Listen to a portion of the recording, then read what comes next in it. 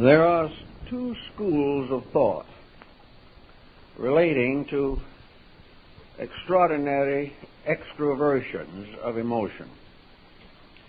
One school teaches that the individual should correct these things in himself and not burden society with them. The other school, which has a large following today, takes the ground that whatever we feel, we should say. If we don't like something, we should complain bitterly. And if we regard ourselves as injured or abused, we should retaliate in every way possible. This is sort of extroversion. A good example of it is the modern terrorist movements in various nations. They are the ones who feel that a complaint should be aired in its full meaning and dignity. This may be a way that appeals to persons who are not especially thoughtful, but I think that the wiser part of mankind has always explained the matter as something that should be worked over, contained, and transmuted within the life and character of the person himself. Now, there's no doubt in the world that the temptations to be unpleasant or unhappy are numerous. They are, so to say, initiations or tests. Our weaknesses are the primary reason why we're here, because, as the ancients certainly considered it, this world is a place of testing. It is a sphere in which we have the privilege of exhibiting the best of our own conduct, and most of all, the privilege of solving problems without unusual disturbance. Actually, to many folks, the problem of anger is one of those difficult pressures of the personality which are difficult indeed to transmute or to control. When we are unhappy or angry, critical, condemnatory, self-pitying, the whole of our libido flows into these attitudes. We seem to have no resistance to them. We feel as though a pressure greater than we can control is operating through us. And because of our psychological orientation, we feel that these pressures, or this pressure, is quite proper, reasonable, and appropriate to the situation. Usually when you discuss a problem of disposition with a person in difficulties, and he tells what he has done, and you explain that that was not the wisest way he could have handled a situation, he looks at you very innocently and says, well, I just can't help it.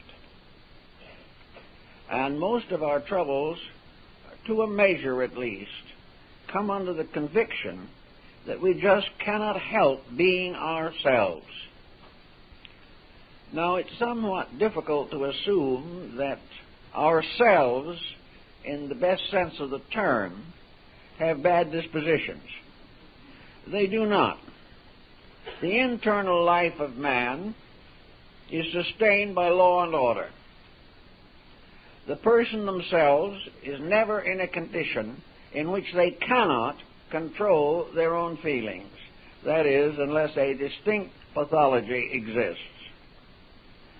The real answer is that self-discipline is a tedious frustration of our feelings.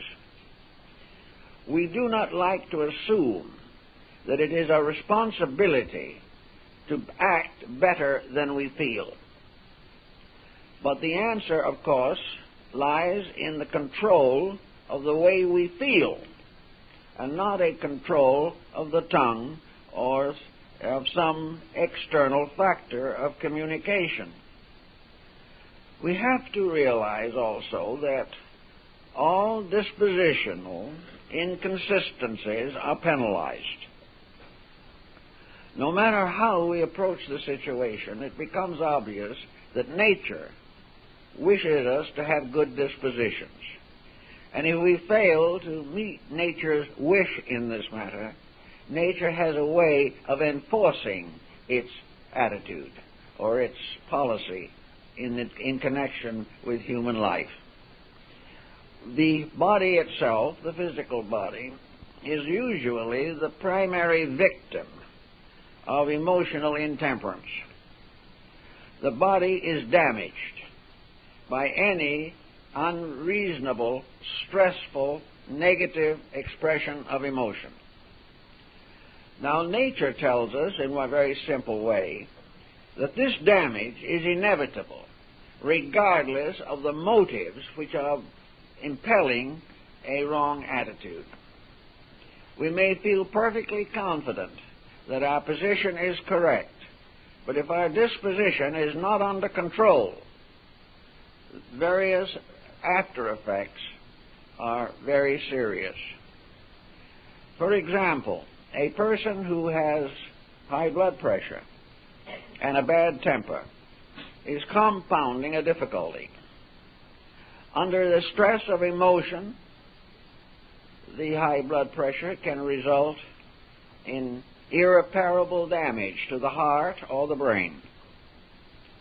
The fact that the emotion seems to be justified does not prevent the damage.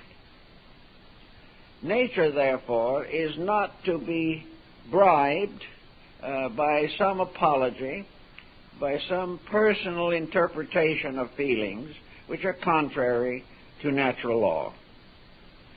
The law of nature is very simple and direct. Human beings must live together in peace or perish. This is obvious on a political level. It is obvious in the psychological pressures of nations, and it is equally obvious in the home or within the actual physical structure of the human being. Nearly all of the discordant political factions that are disturbing us today feel that they have legitimate grievances. They have been wronged, injured, slighted sometime along the way of history.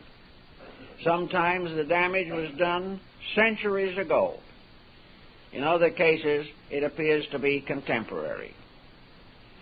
But whatever be the historical background for the situation, the fact remains that any failure of internal composure is likely to thrust a major disaster upon mankind. Various attempts have been made to estimate the effect of emotional pressure on the individual. Delicate mechanisms are now available in which these pressures can be recorded, estimated, and diagnosed.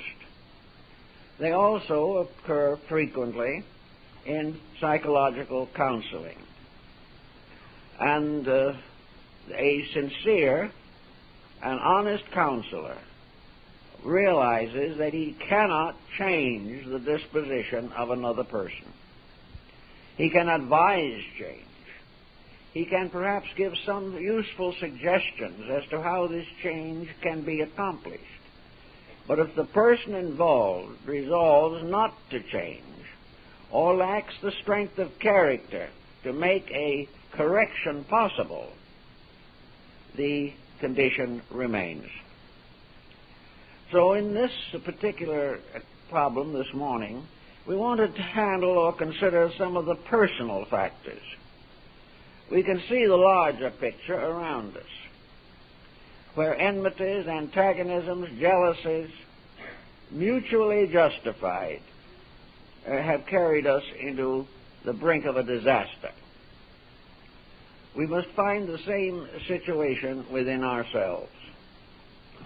It has been assumed with some validity that the average person is born with a good disposition.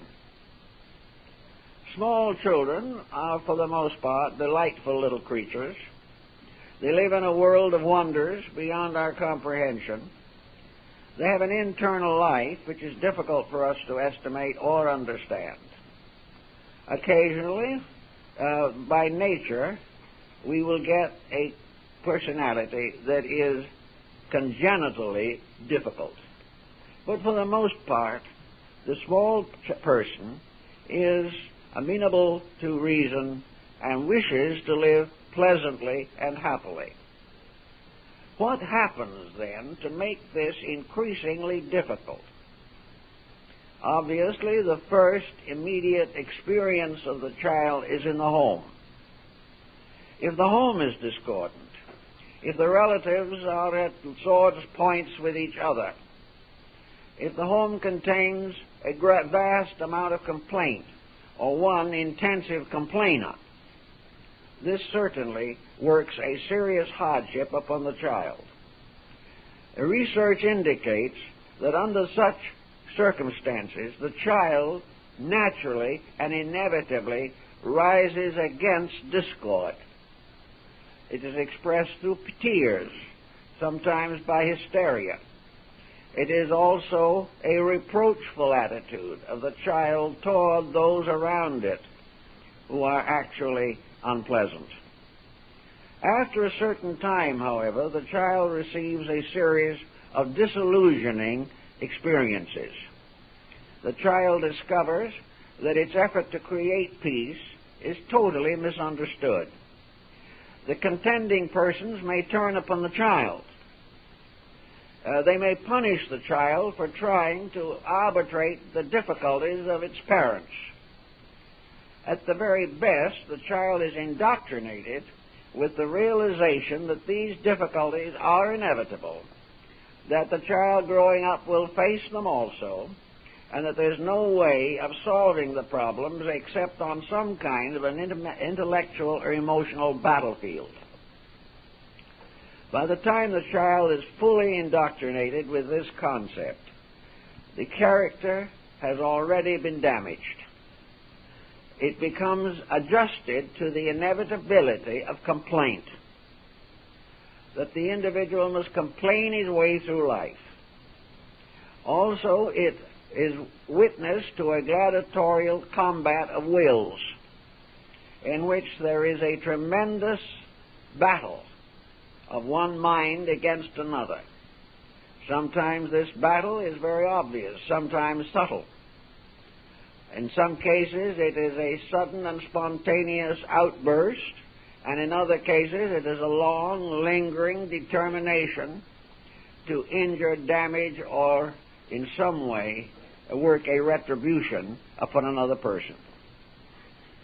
Starting out with this environment, we can see why the average individual does not develop in early life those resources which would protect it against the emergence of destructive feelings and attitudes from within himself.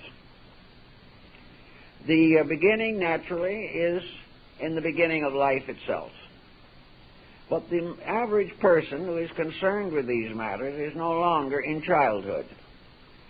They are in midstream somewhere in the course of life.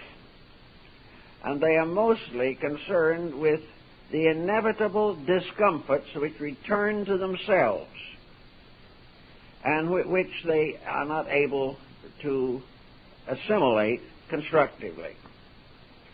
Once the person starts a line of criticism or condemnation, the circumstances around them begin to be adversely affected.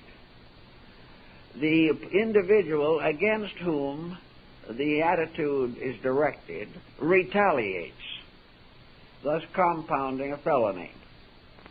Retaliation is also considered to be quite natural, quite normal, and almost inevitable. But it is only almost inevitable because the average individual is not developing the normal resources with which he has been endowed. It is inevitable for the person on the level of his own action to act differently from the way he reacts to circumstances.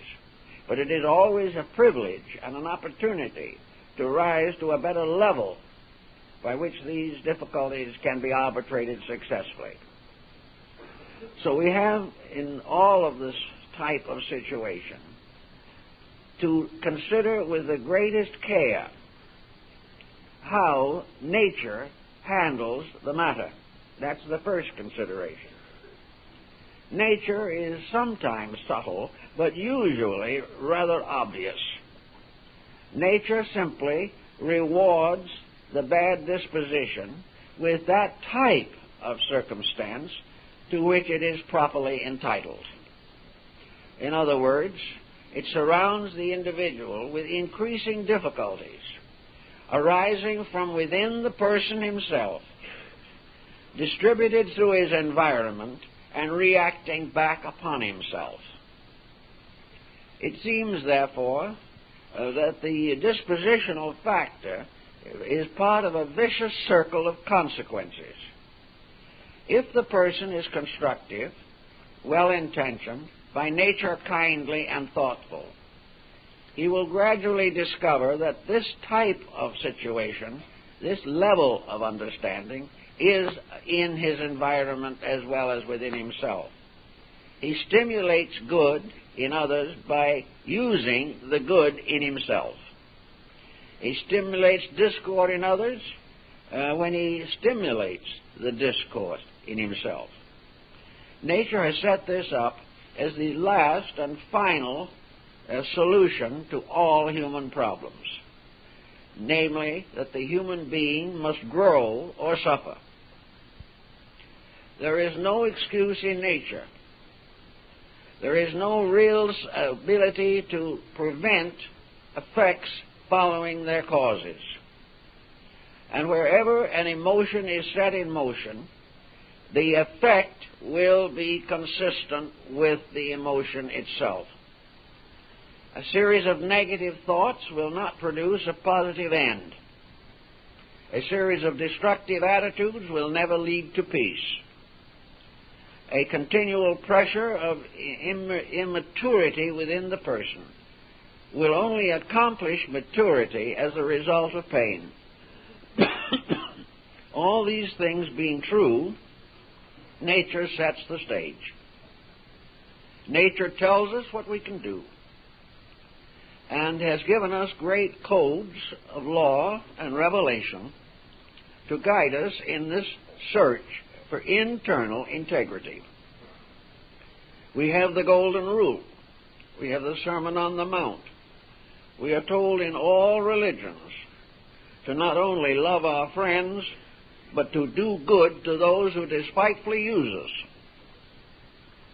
This last part is not so frequently quoted, because in many instances where the person claims to be devoutly religious, he never can quite get around to forgiving his enemy. If we go a little further into the matter, and we recognize that this is the way that nature works, then we begin to study the forms of punishment, which nature affects or inflicts upon those who disobey its rule. A bad disposition, or lack of control, nearly always becomes habit-forming. Very few individuals in the course of life have only one bad moment. These moments increase gradually as we permit them to dominate our attitudes. What it might be at first a brief hysteria or a sudden and dynamic conflict becomes a policy. Little by little, the whole mind not only nurses its grievances, but begins to look for more grievances. Not satisfied with the difficulties that it has, it goes out and discovers or invents further difficulties. By the time a person with a bad temper has indulged this for, say, 20, 30 years, it is no longer a person with a bad temper. It is a bad temper to which a person is appended. The temper becomes the important factor. It is the temper that becomes alive. and the person becomes only a servant of it. As we go along watching these procedures, we are forced to recognize that these intemperances begin to pile up and become policies in ourselves. I know cases of people who have come to me who admit under pressure that they have wrecked 3 homes with their own bad dispositions. They knew what caused it, or at least had a theoretical concept of it, but the new home went the same way. They were never able to actually vitalize remedy. They vitalized the difficulty, but never the solution. So we find that anger begets anger. It becomes more common. And the individual who tries to extrovert through this type of emotion finds that he is called upon to do so more and more frequently. And he can become an addict to his own disposition, with damage to all concerned. Another problem that arises is the inevitable reaction of vibratory pressures within the person. Attitudes are rates of vibration, by means of which the normal rhythms of the body are overdeveloped or depressed. The individual has a normal, proper heartbeat.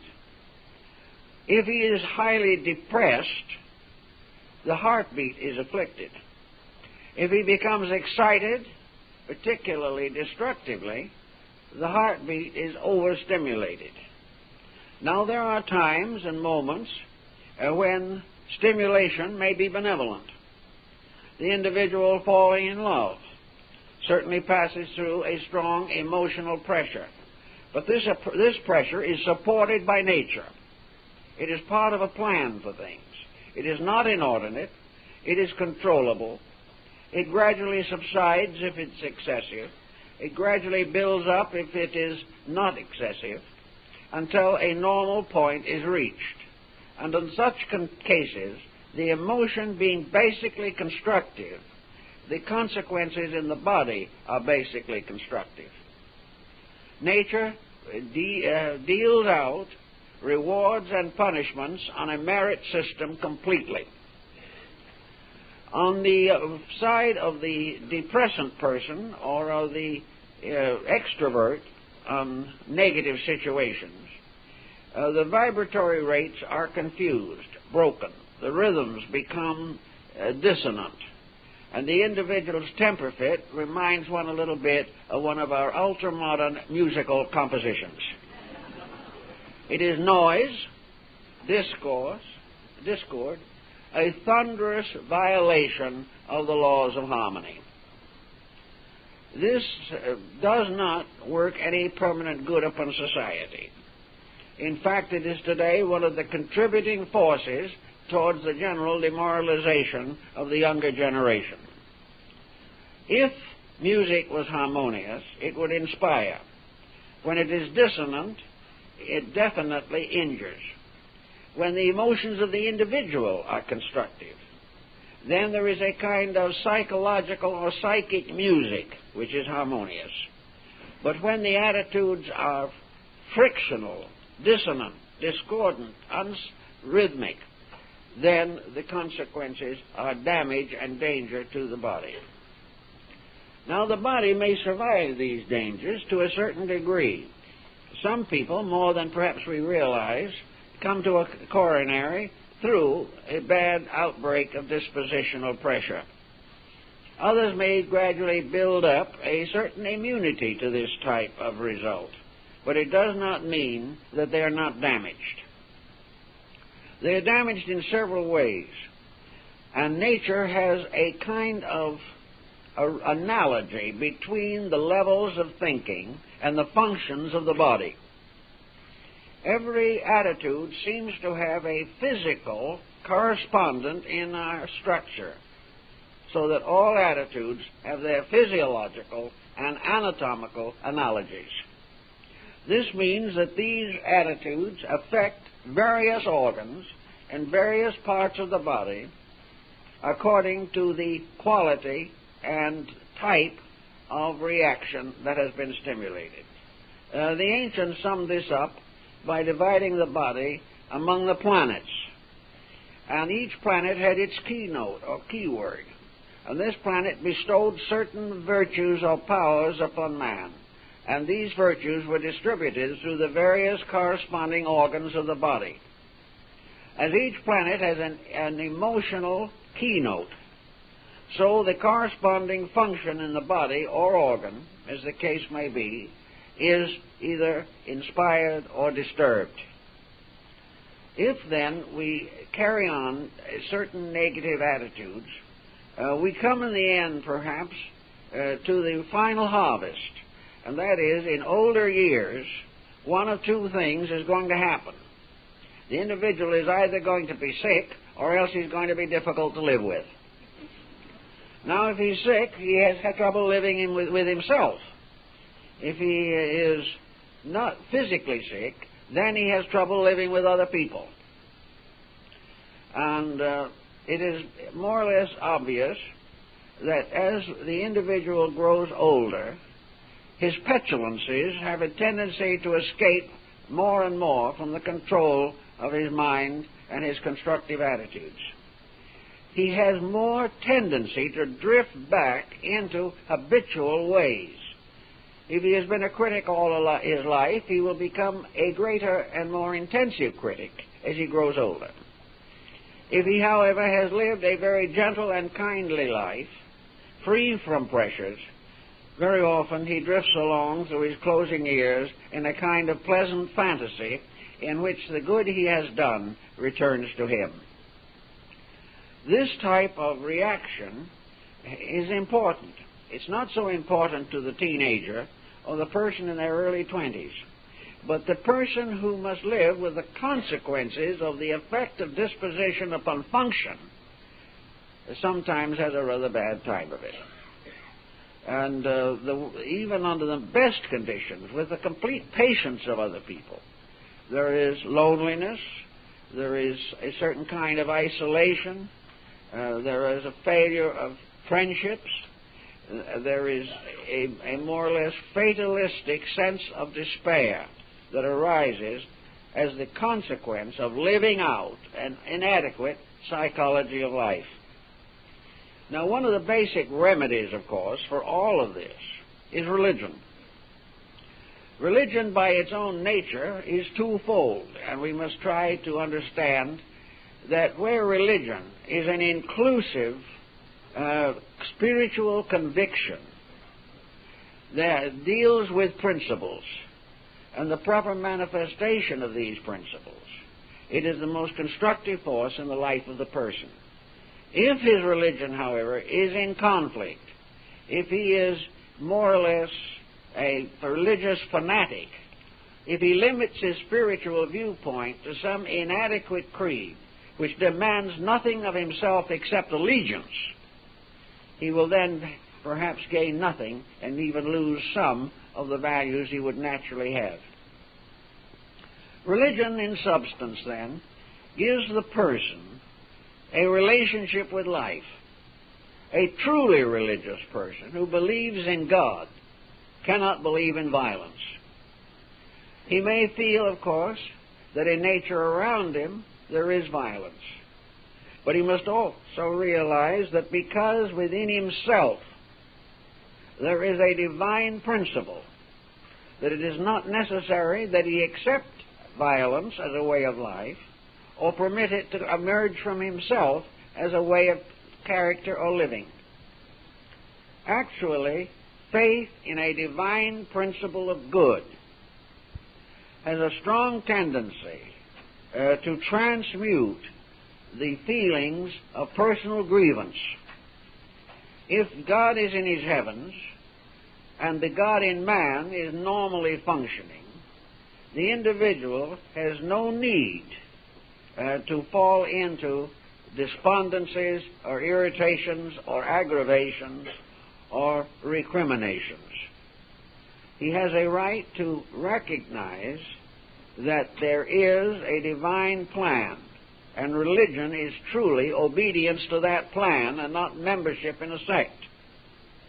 And if the religion says, love your neighbor, you love your neighbor. If religion says, love your enemy, you love your enemy. But usually at this point, piety breaks down. The individual cannot resist the inclination to return evil for evil. As the old Greeks pointed out, an evil plus an evil equals two evils. They do not in any way neutralize each other. This being true, the whole thing seems to come right back to the fact that we should sit down and say to ourselves, do I want to be happy? Had I rather be happy than miserable? Had I rather be loved than either feared or hated? I would rather be a good friend to my own family and to the families of others than a competitor, one way or another trying to be a domestic politician. Would I rather have good health in which to enjoy my years, or would I prefer to see my health gradually disappear?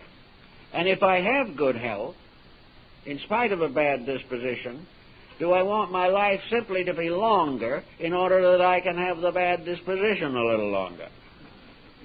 These are decisions that each person has to make. They cannot be made by another. But nature gives us inspiration to make the constructive decisions. The poets, the philosophers, the mystics of all time have described in words and visions the good way of life. And in all instances, they have declared that the real way is peace. Peace in yourself. Peace on earth and goodwill to men. Goodwill to others is, of course, almost always under the pressure of anger. When we become angry, goodwill to others evaporates. And we live very largely for that triumphant moment when we have had a victory over an adversary. People who win a negative debate sometimes have the most happy look on their faces that you can imagine. The jaw sets a little bit, the eyes sparkle, and the individual has won a fencing match. What he has done to the other person is of no concern to him, because whatever they got out of it that wasn't pleasant, they deserved. But the victory won by violence is the same thing as a victory won by Napoleon or one of the other great conquerors. It is a victory floating for a moment on the surface of inevitable defeat, so that there should be no satisfaction in the performance of a destructive action or the expression of a destructive attitude. Beginning then with the realization that probably most people, even after a long, uncertain life, want to make peace with themselves, make peace with their God, and live in harmony with their neighbor. These being the natural desires of the individual, it follows that every possible means should be used to see that these desires are nurtured and come finally to full expression. They should become the ruling powers of life. Actually also, that peculiar psychological entity within man termed the soul has a place in this. It has always been assumed that the soul is a principle of good, that the soul is the best and better part of the corporeal complex. The soul is the leader of the bodies. It is the herald that announces the glad tidings. The soul being by nature good, and being a direct progeny of the divine good, and all souls having their root in the soul of God, in absolute benevolence, The soul in man wants peace. It wants love, friendship. It wants inspiration. It wants to expend itself in the common service of others.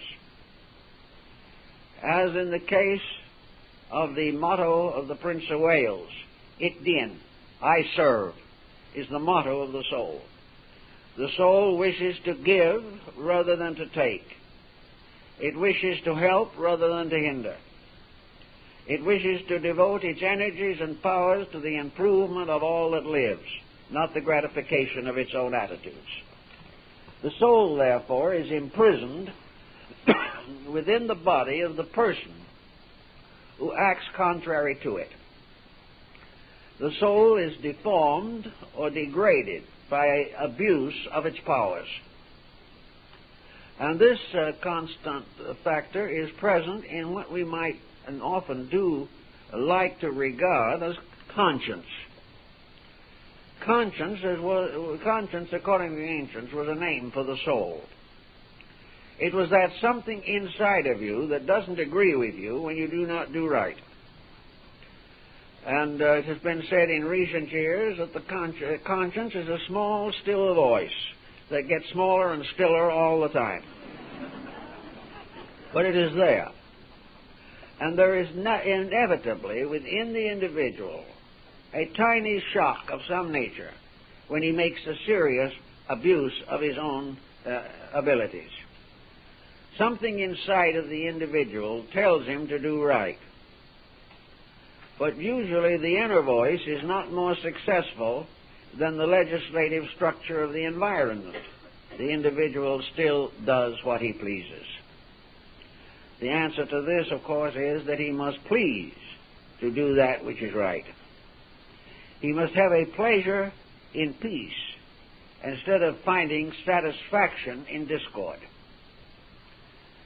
To build such a concept in himself requires a considerable amount of self-control. It requires also sometimes a little bit of fear.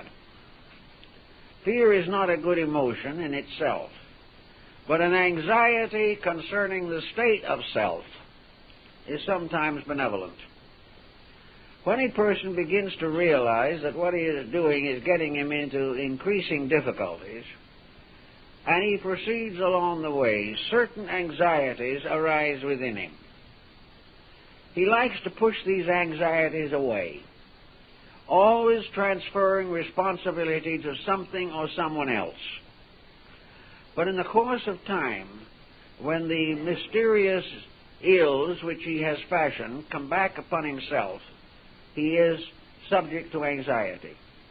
He wishes to find a solution.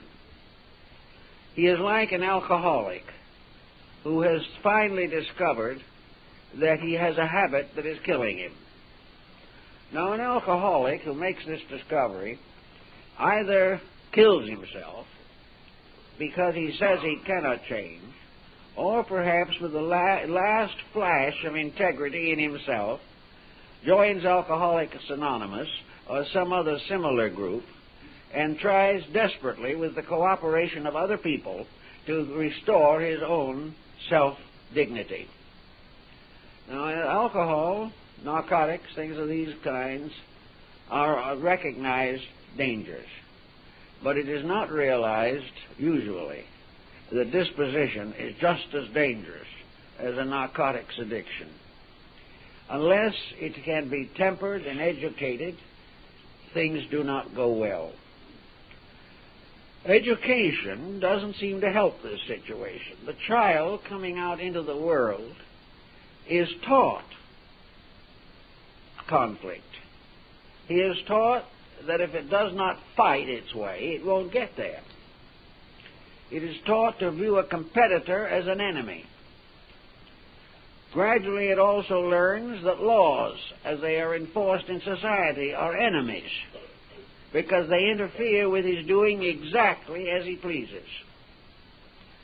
So various resentments set in, and instead of realizing that he should be obedient, he glorifies disobedience, making it a symbol of individual achievement. having reached the point where he cares about nothing but himself, he regards his career as well on its way to success. This type of thinking is not being corrected. The philosophical systems of the past that had much to do with this are no longer active. Most philosophy is now dominated by do-what-you-please attitudes. Philosophy is the justification of our mistakes rather than an inspiration toward the correction of them. So the academic systems of today make bad matters worse. And by the time the person goes out into life to assume the responsibilities of living, he goes as a lamb to the slaughter. He goes full of false notions which he tries to live up to. He goes into a conflict with those around him. He has a wrong interpretation of marriage and a wrong interpretation of parental responsibility. He is living forever to do as he pleases. But life that is valuable is not a life of infinite opportunity alone, but a life of continuing responsibility. Very often dispositions resent responsibility. They do not want to curtail the satisfaction of their personal attitudes or the continuance of dominant habits. But unless these are controlled, unless these are corrected, life is not going to be successful. How we can work with this problem, wherever it shows up, is almost always an internal experience. There are many cases, for example, where an agnostic or a person with very little religious background has become variously dominated by strong religious experience. The transforming power of a mystical experience is difficult to overestimate. The individual, having a flash of light from within his own soul, very often can change and mend his ways. Some of the greatest saints in the hagiology were among the most prominent sinners of their time. But something happened. Now, what happens usually is a head-on collision with tragedy. It is something by which the individual, going along his way, selfish and thoughtless and careless, suddenly confronts an issue that moves him to his very foundations. Something that he cannot cope with by the shallow thinking or feeling that he has had during life. An example of this is the case of a very nagging couple in which the nagging went so far that one member of the team took the attitude that they were completely empowered to dominate the life of the other. Then suddenly the dominated person died. This was a very critical moment because the survivor did care for that person who passed on, but became more and more obsessed with the belief that they were responsible for his death. They looked back upon all the nagging, unpleasant things they had done. They came to me and told me of the selfishness which had dominated their relationships. How this survivor was the one who always got their own way and was thoughtless, and that when the deceased was ill, they assumed it was imagination and would not even have proper medical care. The other person had to be wrong. Then suddenly the other person left.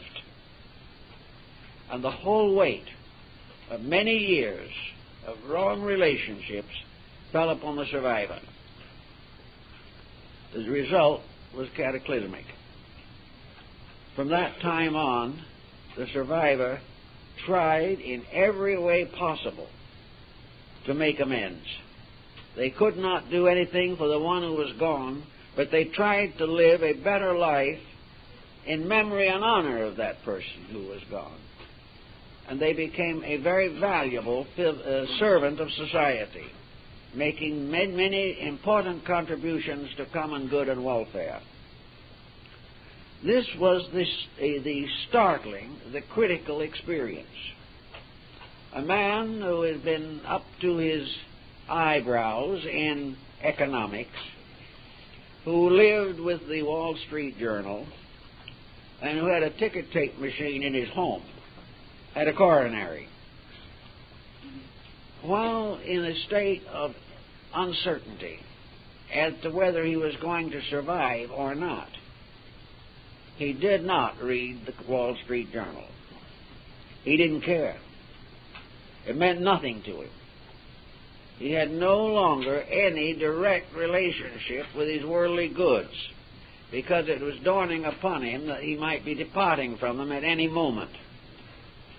He recovered, and when he recovered, he began to read the Wall Street Journal again.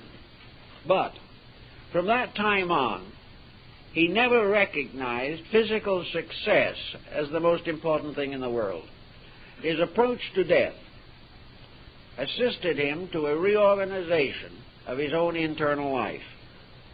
It caused him to realize that the things that were important he had neglected to that which he could not take with him when he went.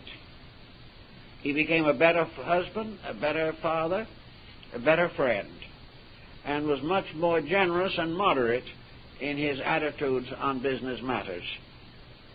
So disaster, crisis, conflict of a very difficult nature is often the great awakener. Also, the discovery within self of progressive infirmities have a tendency to change our attitudes. When it becomes obvious that what we have been doing is endangering survival, physical survival, then we have a physical reform, at least a strong incentive to improve the situation. A man goes to his physician, and the physician says to him, you have to change your way of life. You have to give up drinking. You have to be more moderate in all your attitudes, or you won't make it.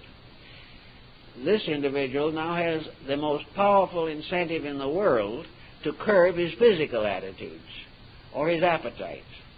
But what does he have in the form of an inducement to change his internal emotional relationships with life?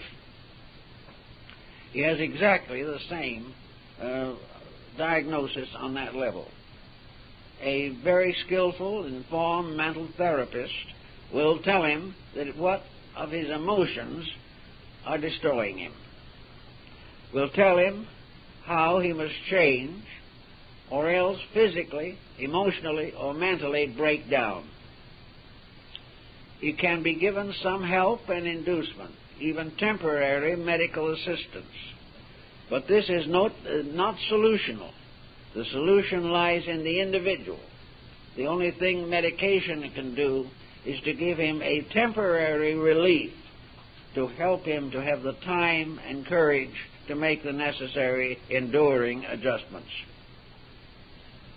So if you find that you are unable to handle the problems of living, and we're going to have a nice example of this and a really almost initiation into the situation next year when we have elections. Now, elections are something that no one really is able to rationalize. They happen. Sometimes more or less equivalent to earthquakes, sometimes equivalent to fires, often similar to pestilences. But they happen. And the average individual has no real ability to equate the values. But next year, more people who did not know that others existed are going to hate them than any before in the last 4 years. We are going to be mad, excited, damaged. We are going to be insulted by one candidate's program. We're going to be exhilarated by another candidate's program, yet the soul inside of us tells it won't make any difference anyway. But we won't accept it. And if we have an edgy disposition, subject to temper fits or anger, we are really going to extrovert these dispositions. We're going to hate people we never heard of before. And we're going to like people who aren't worth anything. We are going to try to decide finally by the one estimation, which is the basic fallacy. We're going to try to pick the one who is most likely to be useful to advance our own personal objectives. If we want to have larger wages, we're going to vote for a labor advocate. If we want lower wages, we're going to vote for the more conservative person. Not because he's better or worse, but because of his relationship to our own pattern of living. Now, with all this anger coming along, fed, nourished by world anger and world confusion, individuals are going to subject themselves to what might be termed a political epidemic. The various situations are going to stir people up, are going to make neighbors strangers to each other, and make strangers with nothing in common neighbors, in a sense. We're going to have all kinds of excessive reactions. We are going to feel in ourselves we know what all of these different candidates should be doing. Then we're going to go into a despair because we can't make them do it. It's going to be a time for great emotional distress. It's going to be all kinds of fire and thunder accomplishing nothing. If you have a naturally edgy disposition, you may well work yourself into a bad illness over this type of thing. You may also make remarks you will regret the rest of your life, because you do not have the composure to sit down quietly. You do not have the natural inclination to try to study the needs and are going to vote according to the journalists, the columnists, or the television reporters. We are going to find also that party lines become more important than principles, and the individual who is immature in himself is going to have a Roman holiday with his own weaknesses. Now, there's no need for this, and it will save a great deal of wear and tear if we begin to moderate all attitudes. A matter of who is going to run something is really not a matter for riots. It is a matter for very deep, quiet consideration of values. The individual who is constantly parading has not considered the values adequately, or he wouldn't have time to parade. And if he thinks deeply enough, he might have difficulty in finding any cause to parade with. But on the surface, all these things become dramatic, and they also become definitely psychotic. But assuming we live through this with fair chance, we come back again to the individual. Every one of these pressures, personal, collective, are shocks. They are periods of tremendous crisis in the emotional life. So I think it would be very good for the person who has this type of attitude and is always wanting to do something strenuous, should begin to rechannel his own resources. You cannot serve two masters at the same time. You cannot serve your own weaknesses at the same time you are performing constructive actions. Therefore, anyone who is too much alone, which often contributes to anger or melancholy, or is too one-pointed in their objectives, so that anything that is not in agreement with them becomes an enemy, should find other constructive channels through which they can express their feelings in a happier and more benevolent way. Speaking of the reaction of feelings, however, for many years Japanese industry has had a very interesting attitude on this subject. In nearly all large industrial organizations, there is room set aside for grievances. In this room, which is sparsely furnished, probably only a chair, hangs one of these punching bags that is used in athletics. One of these dummy type of things which the football player learns to tackle. It is suspended from the ceiling. If you're unhappy, you're mad, you have grievances against the boss, if you think the business is unfair and that you have not been given the promotions you deserve, you go in there, close the door, and punch the bag, who becomes the person you don't like. The boss is the bag. So you punch it and fight it, and you talk about it, and you scream and you shout at it. And while you do it in that room, there is no penalty. It's not held against you. So you get it out of your system and go back to work. This is quite a cute psychological idea that's proved very successful. Now, when you feel some kind of a tension coming into your life that you don't know how to handle, you might enter that little room which the Bible calls the closet. And there you fight it out with yourself. Instead of fighting it out with someone else, you fight it out with the boss who is unfair. And that boss who is unfair is yourself. It is your will, determination to accomplish regardless of cost or consequence.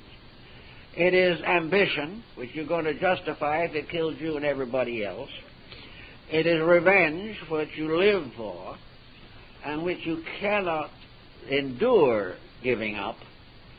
It's retaliation, or perhaps it's just the simple case of giving other people a piece of your mind, which is usually a very small piece. So you go into yourself and you settle down quietly and fight it out with yourself. Now, you're going to find when you do that, however, that the battle is not as complicated as it seems. Because in the self in you, the spiritual overself, is not going to fight. You can batter it around as much as you want to. It simply remains there. It's like the little Zen figure of Daruma, the little weight that no matter how often you tip it over, always bounces back. The adversary does not, in this case, does not retaliate. It lets you fight it out until you gradually come to realize that you are fighting a shadow. That the thing that you're fighting you cannot win. It is something too deep, too mysterious, too powerful. It is something that with one slight stroke can kill you. For if that heart, which is dependent upon life, stops, you're through, regardless of all the controversies you may have. You must leave all your grievances and all your antagonisms behind you, even though you try to perpetuate them in your last will and testament. Actually, when you get in there and work it out with yourself, you punch a few times at your own inner self, and then you get a little tired. And finally, you do what everyone has to do. You give up yourself and get back in line with the truth. It's maybe not a perfect analogy, but it has its points. Actually, inside of yourself, it has to be worked out. And there are all kinds of ways of working it out. All of them requiring one essential value: getting your mind off of yourself. Stop cuddling by using the mind forever to justify your own action. Get your mind working on useful and constructive matters. Instead of regretting the past, build for the future. Instead of damaging the present, improve it. Realizing always that the decision is with you. If you once find it useful, you'll discover also that most people cannot live successfully in solitude. Most people cannot afford to be alone with themselves too long. The ability to be alone with yourself, happy and well-adjusted, is one of the highest levels of philosophical insight, and very few persons have achieved it. To live at peace with yourself means that you must be living in a self that is peaceful. Until that time, when you can really achieve such a dramatic, important change in yourself, it is better to channel the energy which is used for grievances into other channels of activity. It means broaden the horizon, broaden the foundation of your life, increase your interests, find new positive dedications. In this way, relieving stress without damage. The energy behind a temper fit, if properly trained, might make a beautiful painting, or it might compose a great piece of music, or it might go out and help someone who is sick. The energy that's used destructively is the cause of karma. The misuse of the divine power to give life adds desperately to the burden of our indebtedness to life. There are many ways. They don't all have to be great altruistic achievements, but they can be constructive. Study, self-improvement, hobbies, avocational interests, travel, or gradually the development of some specialized personal skill. All of these have a tendency to create a new attitude toward life.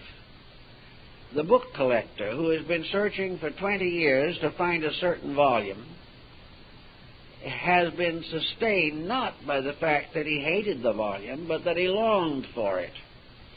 And if at the end of his search he attains it and he secures it, he is happy. Now, this is a very simple way of being happy. You don't have to have quite such a difficult volume to find, but you can be happy by the achievement of some constructive, pleasant, creative, inspiring end that brings with it a tangible and more or less immediate reward. You can dedicate your future, therefore, to an achievement rather than an endurance. You can stop at any moment and turn the energy which you have away from all destructive outlets. After all, the energy with which we knock a man down is also the energy by which we must lift him up. Whatever energy we use has its positive and negative aspects. All negative aspects injure everything involved.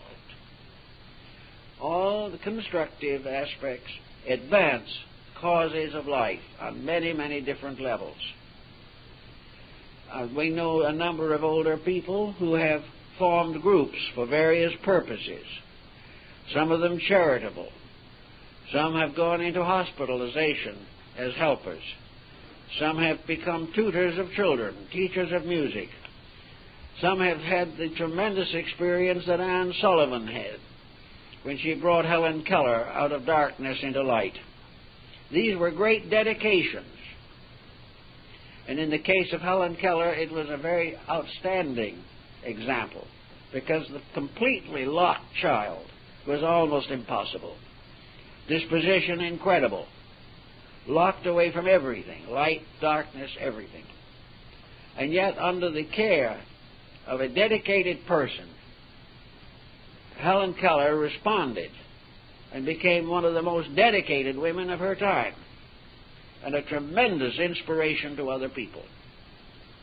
If Anne Sullivan had turned when Helen struck her, knocked her down, screamed at her, turned away with resentment, she might have found a little temporary satisfaction, but she lived to have the greatest satisfaction a person can have, the bringing of life into light. So whenever we create antagonisms, we simply deprive ourselves of something. When we perpetuate these feelings, we perpetuate the impoverishment of ourselves. So everywhere where fear, worry, anxiety, doubt, all these anger, anguish, egotism, overambition, frustration, wherever any of these emotions exist, there is an energy crying out to be used constructively, to put to work to do something that makes life better. If you use it that way, someday you will receive the reaction.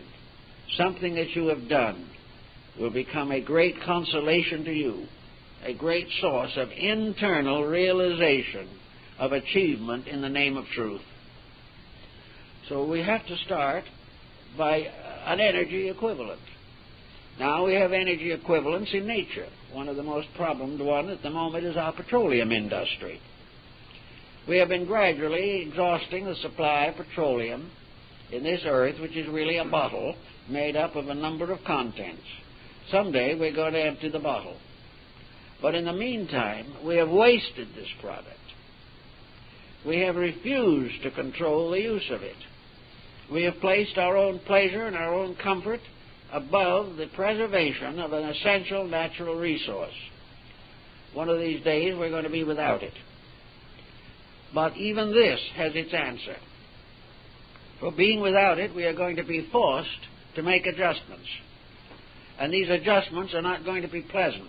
It would have been much happier for all concerned if he had anticipated the problem and solved it. Now, in the human being, we have energy. Man is the only creature in nature with mind and renewable energy. Other forms of life, like growing plants and so forth, have renewable energy, but not intelligence renewable energy. We have it. And one of the most important things in life is to find out how to use that energy. It is limited, but it is renewable. And during the course of life, this energy principle is handed down from one generation to another to maintain the works of the world. This energy is our greatest natural resource in ourselves. If we continue to waste it, doing exactly as we please and contrary to common sense, we exhaust it in ourselves, and when energy fails, we end. Therefore, the conservation of energy in itself is the greatest possible inducement to the regulation of attitudes. It takes just as much energy to have a temper fit as it would take to perform a great constructive action. We have to use this energy, but if we abuse it and depreciate it and exhaust it, we become lacking in energy, and then all the projects of life become a burden and a responsibility. So we have to conserve the energy while we have it. We have to use it as wisely as we can, and we must dedicate that use to the divine power which provided the energy in the first place. We are living off of the life of God. We are living in the life of God. And this life, which we so superficially use, is really a divine endowment. It is something put in us for our salvation, and too many of us use it for our destruction. All of these things tell us that blessed is peace of mind, quietude, dedication. It is not that the individual shall do nothing. It is not that he should run away from life because it has hurt him. It is not that he should move out of the house because the family is uncongenial. It is that the individual, in his own positive way, makes peace with life and recognizes the importance of using life in society, not to go off into a hole somewhere and try to get along with yourself, which is usually about as difficult as getting along with other people. Actually, the real answer is to take the energy which was intended for a constructive use and put it to that constructive use. Everywhere there is need, everywhere today people are under stress and strain. Many are comparatively futile as far as solving their problems are concerned. Others live almost daily in tragedy. And in a case like that, no human being can afford to waste life in a temper fit. There is much more to be done. There is an opportunity, and there is always the full realization that our own crises, our own complex situations, are intended to bring us to the realization of our responsibilities. We are not to be muscle-bound trying to control ourselves. We are rather going to express ourselves on a constructive level.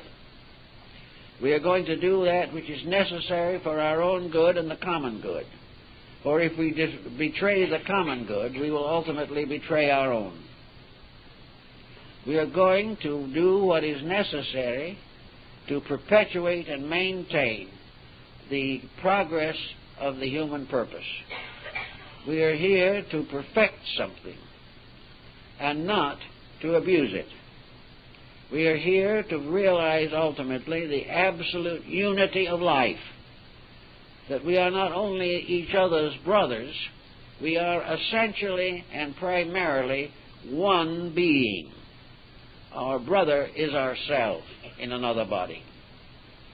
The stranger is ourself in another body. Our enemy is ourself in another body. And by gradually coming to this realization, we overcome the divisional factors of illusion within ourselves. It doesn't mean that we all have to go out and agree with everyone we disagree with. Far from it. But we must agree with the truth within ourselves. And if we do this, we cannot have too much conflict with others. Being that if we cannot do something to help a person to be better, then we will quietly retire and let someone else help him. If we are not able to be friendly and companionable, we will bless the stranger, but we will never, in any case, argue or fight with him. If he has to go his way, that is up to him. But we will never add spark to a flame, and we will never stir fire with a sword. If we recognize these truths, we can quietly, in general, solve most of the dispositional problems of our living. We can become more friendly, and we can become more optimistic. For every time we find something good in life, it adds to our optimism. Whenever we are disillusioned about something else, it contributes to our pessimism. Pessimism is not our way. It is not the way of heaven. The proper way for the individual is through his own gradually unfolding consciousness to see something a little better every day and become increasingly aware of the infinite availability of the good being that which should cause rejoicing to the spirit. While we nurse our weaknesses, there will be no rejoicing. But when we give the best part of ourselves leadership over the rest, then we will live in the light as it is intended that we should. Man is a wonderful creature, selling himself short. He is capable of magnificence and is satisfied with mediocrity. He is capable of infinite forgiveness, and so he goes on year after year nursing a grudge. All of these are misuses of the human being himself, and nature will not endorse misuse. Nature may be patient, but in the long run, man will do what he was intended to do. And as one wise man said at one time, the difference between a philosopher and a fool is simply this.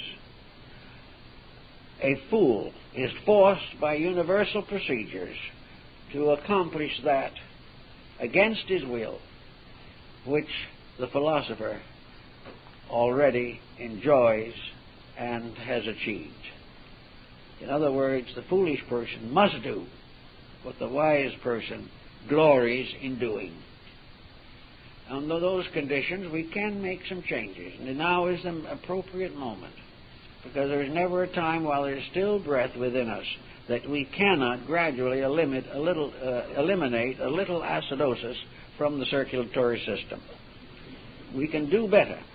We can sleep better, live better, have a greater optimism and a greater usefulness, and find more and more from within ourselves the reason why we are here in the first place.